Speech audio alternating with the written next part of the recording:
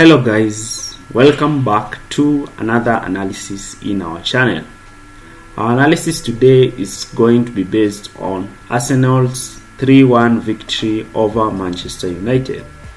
The game ended 3-1 courtesy of an opener from Rashford, a goal from Odegaard, Rice and Jesus.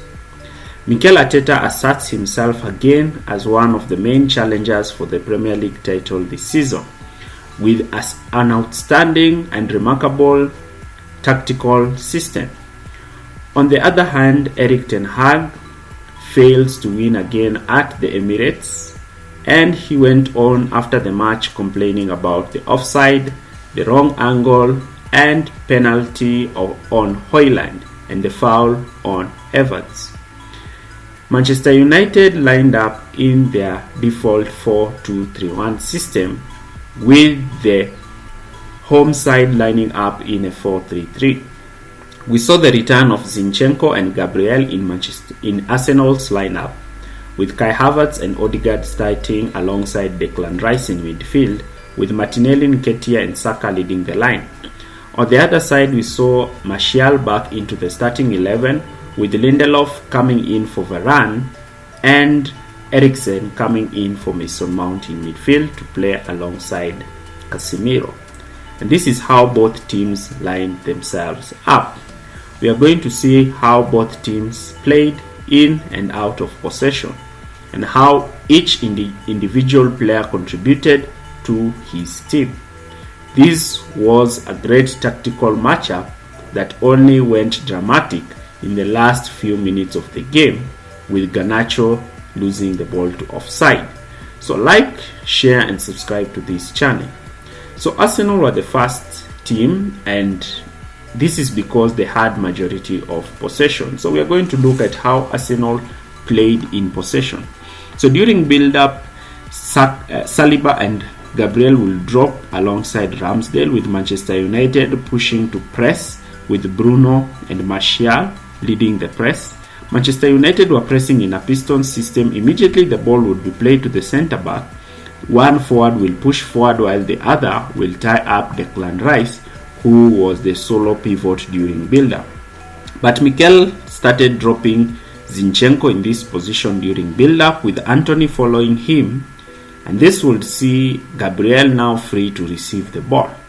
Look at the position of Zinchenko during build-up. He has dragged Anthony from his wing position, who has come in field to try to press him, creating an easy passing lane to Gabriel.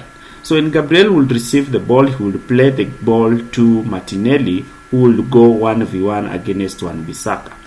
Wan-Bissaka tried to show him down the touchline, where Martinelli would attempt crosses time and time again, and this is what resulted in the first goal and gave Arsenal a lot of corners.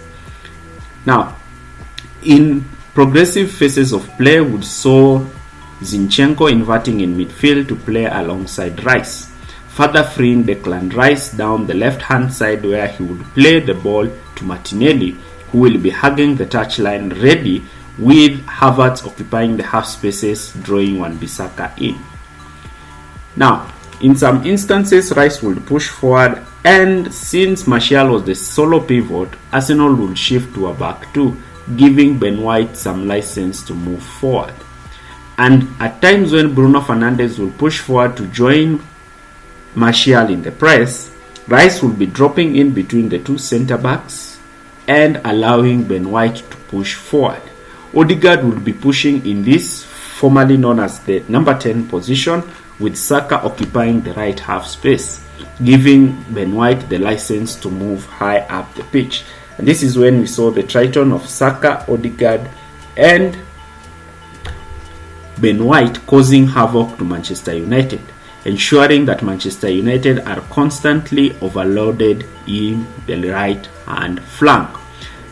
Rashford was unclear whether to press Saliba or track the runs, but these 3v2 situations created all sorts of problems for Manchester United, especially when Ben White was advancing forward to give Arsenal attacking thrust. We saw Saka trying to run, but Lisandro was key in stopping this. Let's look at Manchester United in possession. They had 45% of the ball. there are some key intricate tactics that Ten Hag employed, and these are the tactics that he employed. So we know Arsenal like to press in a 4-4-2 system or a 4-2-4. So the wingers will start high and wide with Martial leading the line, Casemiro and Eriksen in midfield, with Lindelof also coming in midfield to play as a secondary pivot. This is aided by Onana's ability to step out of his 18-yard box and act as a third centre-back. Onana was quite calm in possession, and Arsenal had been overloaded in midfield as a result of also Lindelof moving in field. So Onana will use his excellent passing accuracy to pick players such as Antony and Rashford in the wide areas. And this is something that Onana gives to Manchester United, his ability to receive the ball and quickly play in runners. And Rashford enjoyed this quite often since he was able to run 1v1 against Ben White. When Arsenal will commit to a press, Bruno will be dropping deep and receiving the ball in between the lines. Now Arsenal decided to press in and out to in system, where one will cover one centre back and try to press Onana. But again, Onana showed his calm and composure in possession. And sometimes Arsenal will leave Onana to play the ball to the centre backs. Then after the ball has been received with the centre backs, Arsenal now would engage in a press. In more progressive phases of play, Manchester United's two centre backs were constantly under pressure, and this prompted Casemiro to be the one who will be dropping deep and trying to play long passes to the wide areas. Manchester United's main attacking threat would come with either Casemiro or Onana dropping deep. So Casemiro would play the ball to Rashford, who will make and run at Ben White. This is what resulted to Manchester United's first goal. Arteta managed to set out his team to win this match. Arsenal created the most chances and had a better XG compared to Manchester United throughout the game, showcasing Mikel's Arteta's resounding project and stamp of authority in the Premier League. Manchester United on the other side tried to sit deep and try to hit Arsenal in counter-attacks. But again, Arsenal had anticipated this and were quite effective in stopping Manchester United, especially Bruno Fernandes, from having time and space on the ball. This resounding victory is great advantage to Arsenal, showcasing their strength and their ability to win the biggest games of the season. If you've stayed with us till the end of the video, thanks for watching.